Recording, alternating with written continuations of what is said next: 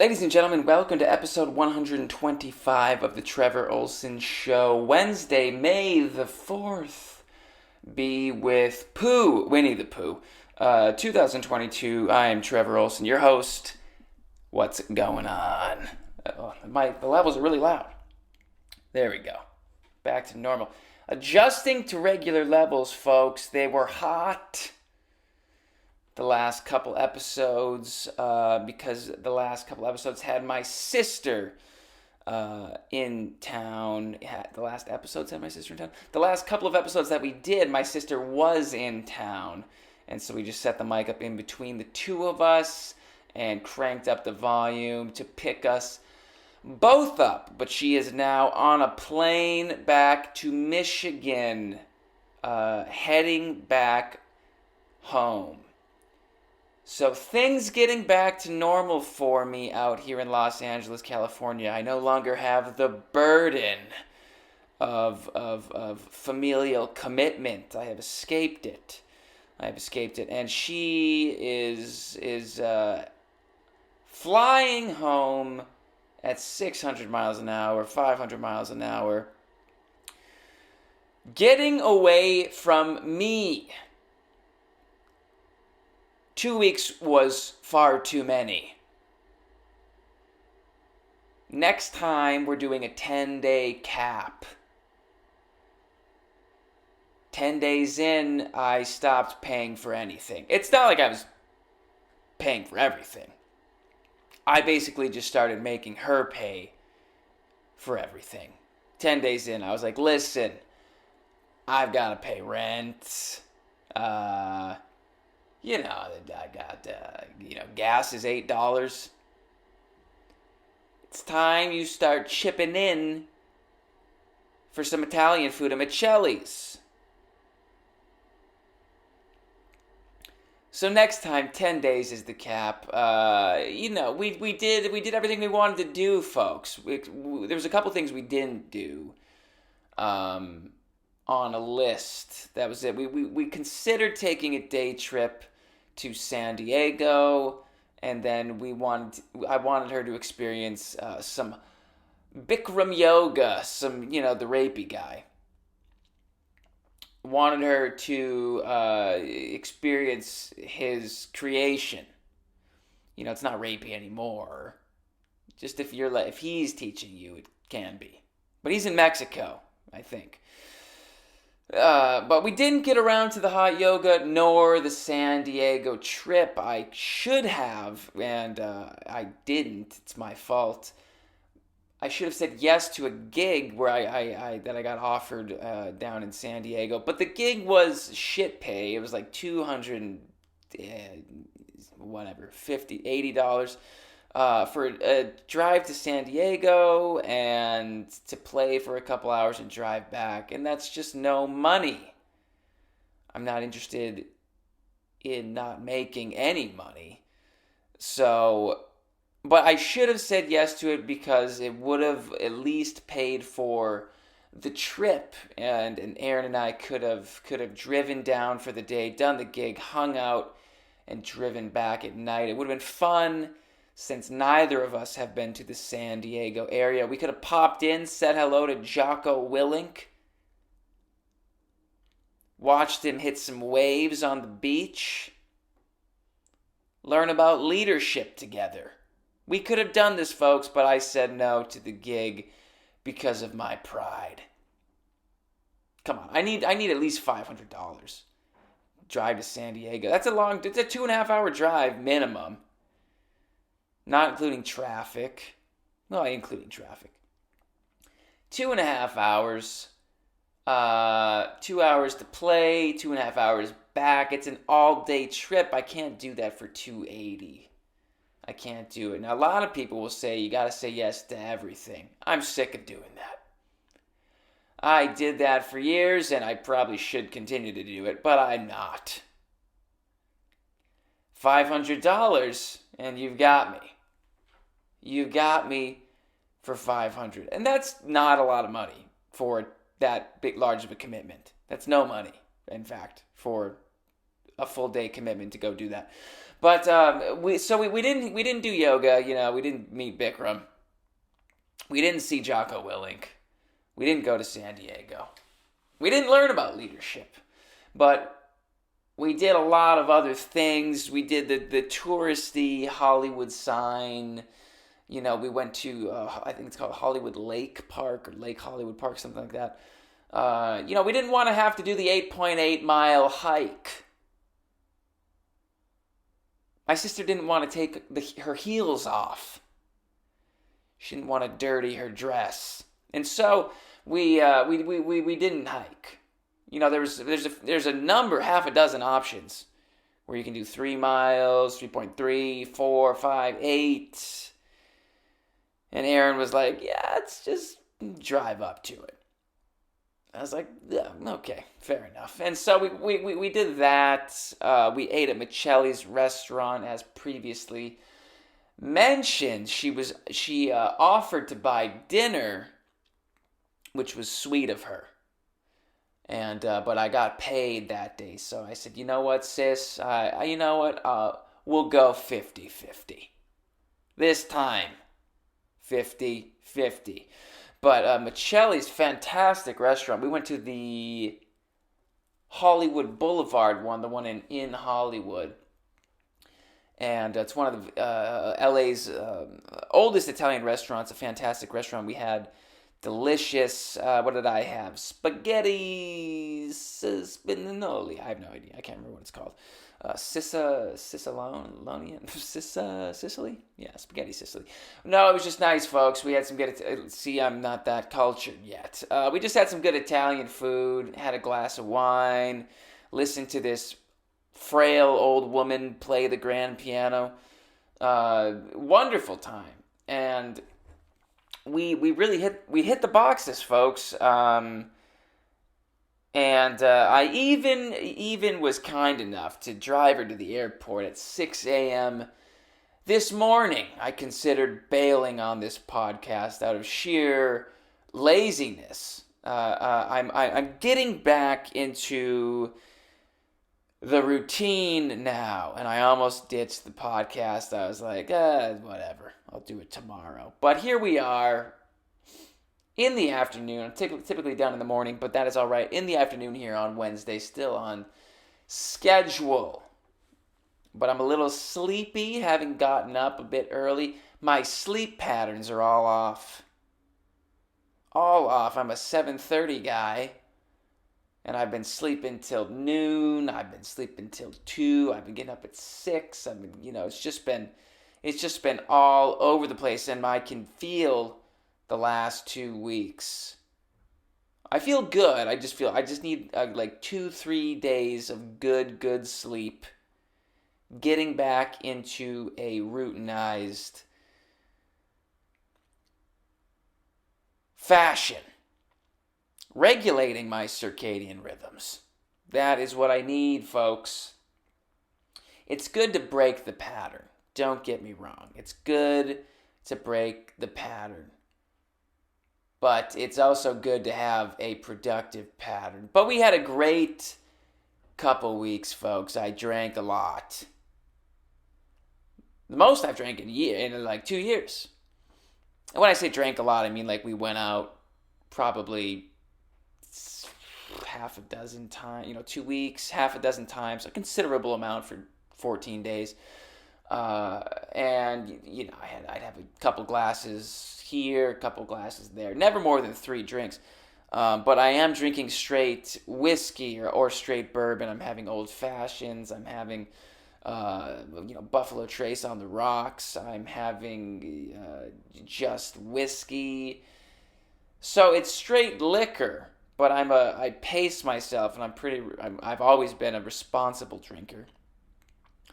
And so we had a great time, and really was never really even hungover, apart from being a little sleepy from staying up till 5 in the morning, and then getting up at 2. It's like your body doesn't know what's going on. But again, I think it's good to break out of those patterns, and I'm anxious to get back to it. I was in a great writing groove prior to my sister's arrival here in Los Angeles, and I'm going to be getting back into it now that her and I have parted ways.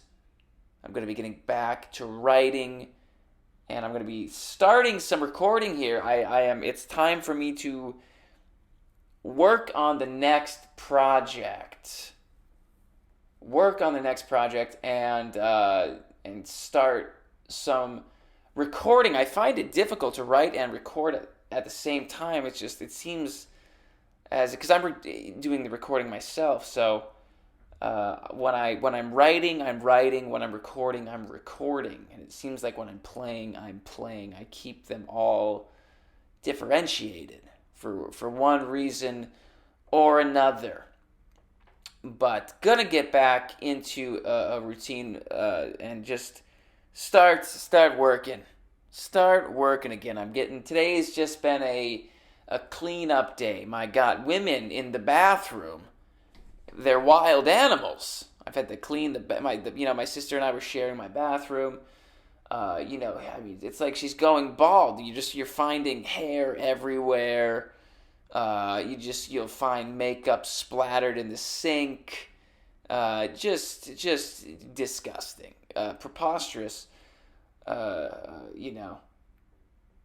Bits and pieces of things here and there, and dust and dirt, and my God. It's made me realize how much of a cleanly person I've become over the years. But just getting things back in order. Getting things, taking out just washing all the towels, doing some laundry, washing my sheets, which I didn't do. I'm a weekly sheet washer. So I missed it for a couple weeks, being busy, kicking it in Santa Monica at the beach. So just washing sheets, washing towels, washing clothes. It's just lots of washing today.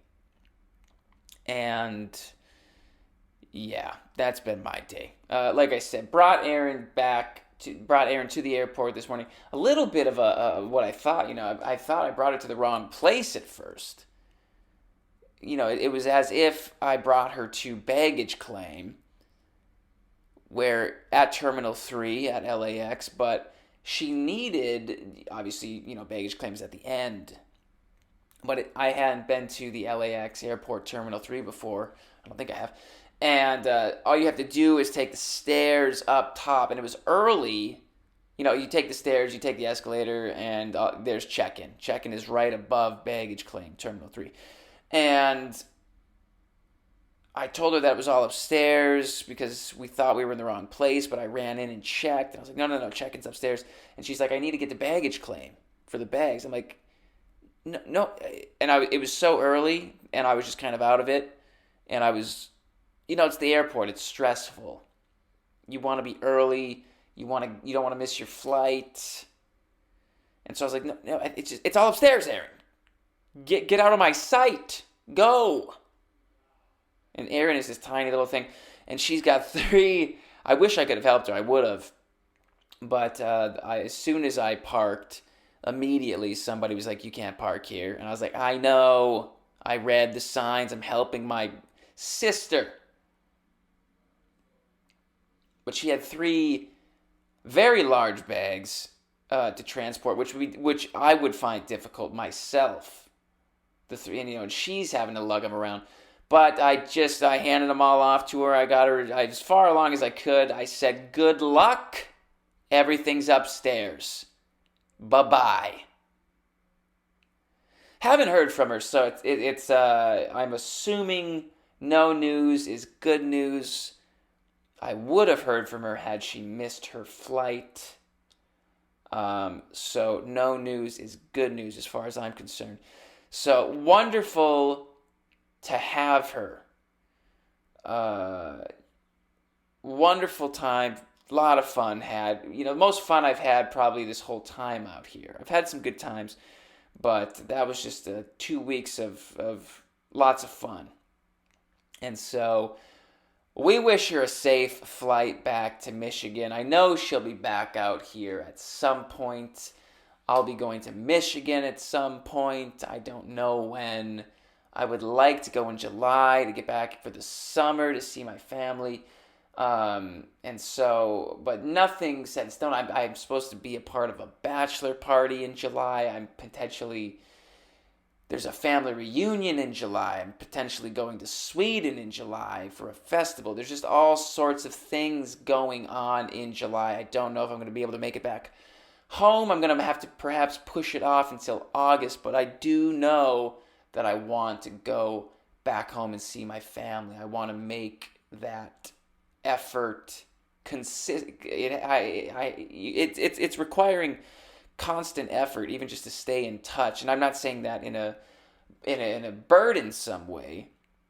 I'm just saying it is what it is. If you want to continue to maintain rather the relationships with those back home. If I do, not you. If I do, I have to make the effort, because otherwise, as far as calling and FaceTiming and keeping in touch, because otherwise the time just goes by and everyone's busy and we're working and we're on different schedules and we've got a lot of different things going on. So I haven't FaceTime home in a couple of weeks. I haven't not talked to my family.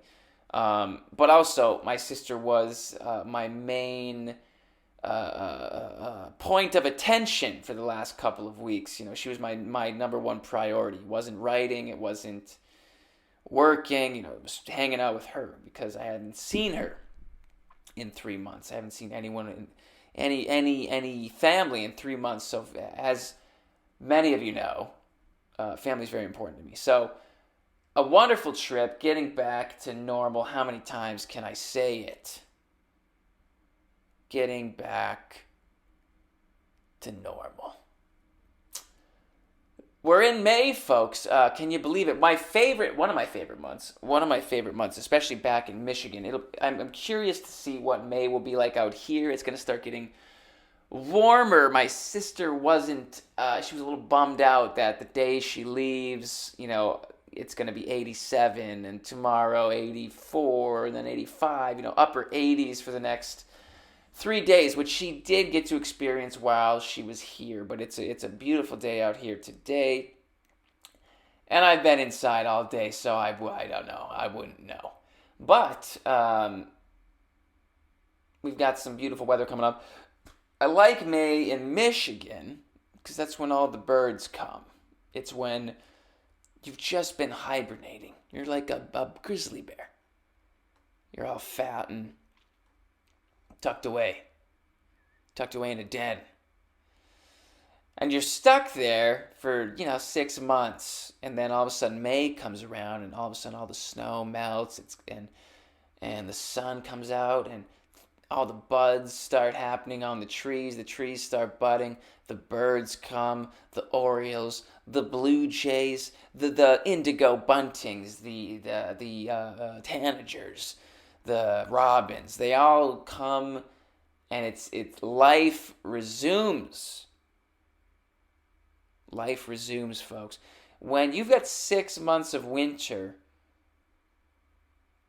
it slows things down. It slows everything down because you just can't do certain things when weather will not permit those things to take place.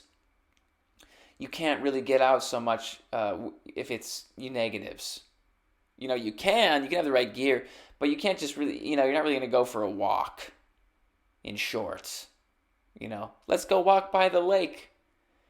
It's like, no, you'll die. So you have to, your routine changes on a semi-annual basis. It alters. You have to alter it.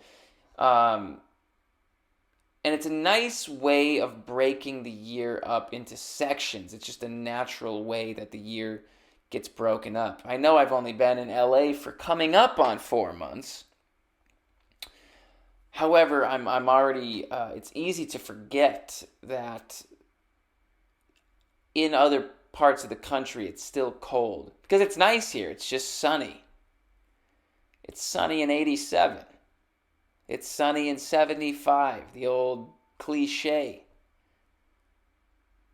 That's it. That's pretty much the weather. From what I'm hearing, the summer gets very hot, especially where I'm at in my undisclosed location here in Los Angeles, California.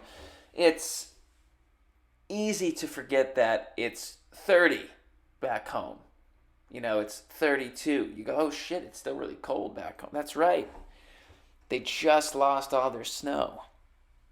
It's easy to forget, folks, but May is here. May is upon us, and we're moving forward.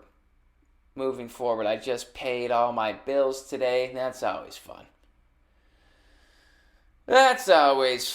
Pay the old phone bill, pay the old rent, pay yourself.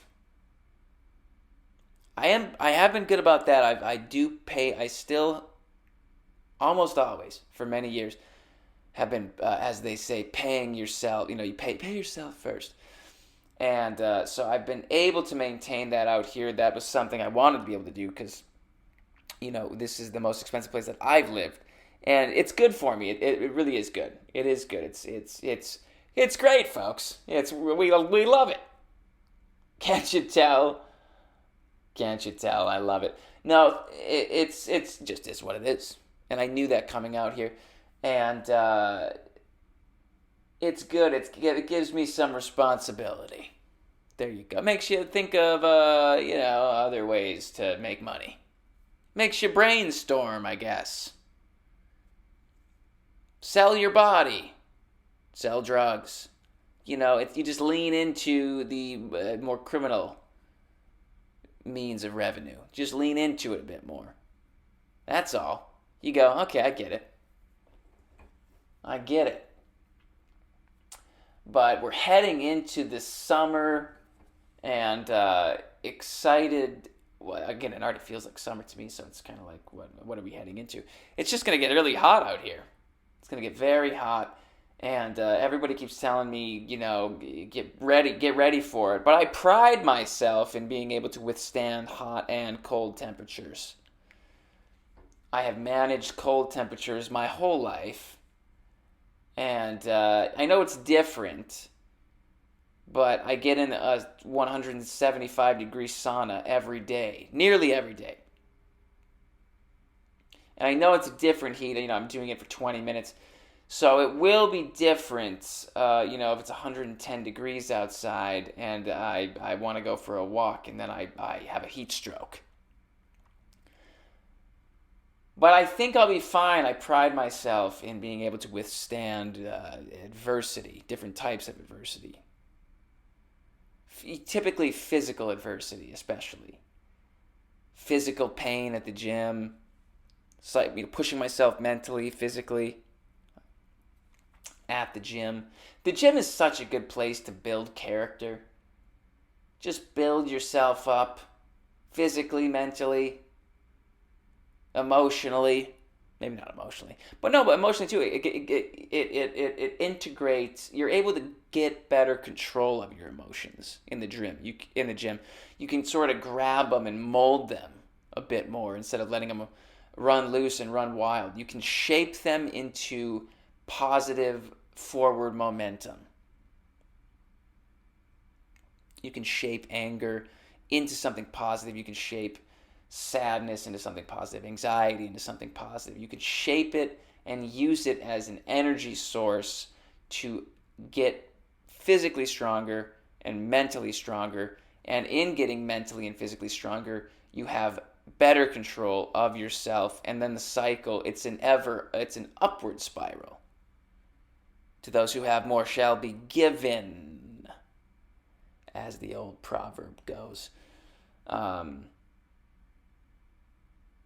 And I'm trying to read Think and Grow Rich, which I think is, I don't know. I've listened to so many pragmatic and practical people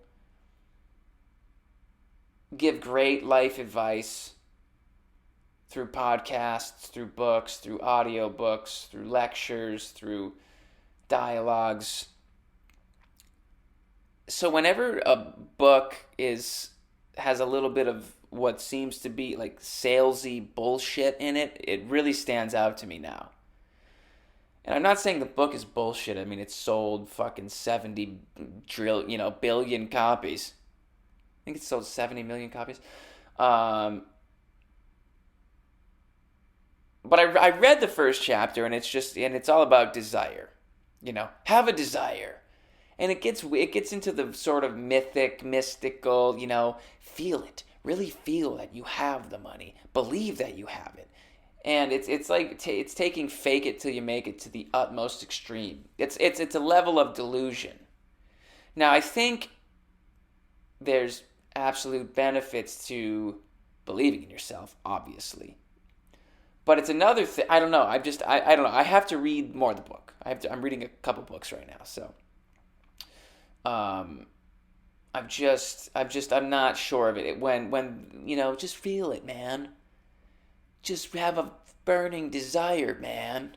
It's like, well, can you give me more than that? It's like I obviously want this, but then it's also just one of those things. It's good, it's simple, and it's just something you kind of need to hear over and over again. Go to the gym. How many times has everybody said that? It's like, oh yeah, that's right. I need to keep doing that. So there are certain things that are good to hear over and over again. And I suppose there's something beneficial to being reminded, like, if you want to be successful, whatever that means to you, you have to have an insatiable hunger and an insatiable desire to achieve specific results. And that's obvious, but as it's obvious to me now. But if I was 15 and read that for the first time, that might like blow my mind. I remember hearing guys like C.T. Fletcher and just people talking about obsession. And in order to succeed, you have to be obsessed. You have to be obsessed. You have to be obsessed. And I don't know if that's true. I think you have to be consistent and put in daily effort for years. Now, maybe somebody can argue that that's an obsession, but you could also just argue that it's just a form of commitment. And I think it's a healthier, more balanced way of doing it. But again, I'm who am I? There's 12 of you listening to me. So I could very well be wrong. Maybe you do need to be, in order to become great at something, perhaps you do need to be obsessed. I think you just have to be committed, though. I think you just have to want it and be committed. I want this thing. Here's what I'm willing to sacrifice in order to get it. And again, perhaps you could argue that's an obsession. But again, I think if you're just disciplined, you can still be very, very, very successful. If you're consistent and you regularly work hard and you're willing to do that for years and years and years and years and years, then you'll succeed. It's kind of inevitable, from what I can tell. You have to, right? You have to. And maybe not. Think of some art. There's definitely people out there who made it, so to speak, after they died as artists. But again, it's like, what is making it? You have to define that yourself. Is making it being healthy and having financial stability? Or is it being healthy and being a billionaire? There's a difference. There's a difference. So I don't know, folks. I don't know. Commit, be disciplined, work hard, keep showing up. That's it. Just be consistent. That's the biggest thing, I think. And I've been consistently drinking with my sister, but we're taking a break now. From that type of behavior, I'm sure a lot of you are worried about me. I'm sure a lot of you are worried about me. And you should be. That's the show, folks. You shouldn't be. Things are fine. We'll be back on Saturday. As you know, Patreon episode. Again, if you'd like to sign up and support the show, patreon.com/Trevor Ohlsen. Thanks so much for tuning in. Have a fantastic rest of your week. Keep doing your thing. Keep moving forward, folks. We'll talk to you later. Bye-bye.